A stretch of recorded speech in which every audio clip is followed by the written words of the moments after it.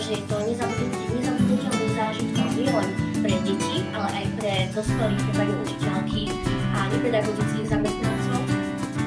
Pre deti je toto interaktívne vzdelávanie veľmi dôležité. Priniesie im to veľa radosti, veľa tých úsmevu na tváričkách, že skutočne tie deti prežívajú tú radosť.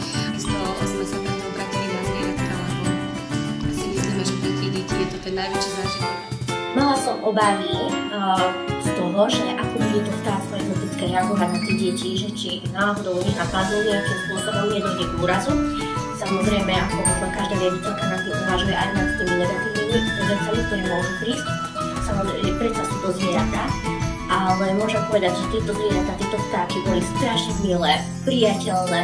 Vidno, že sú vychovávané od malička s tým, aby priateľne reagovali na priamy dotyk s deťmi a aj na deti, aj na dospelých. Dá sa povedať, že až sa predvádzajú. Radi sa fotia, radi sa kamerujú a tešia sa na tie deti. To bolo najlepší deň.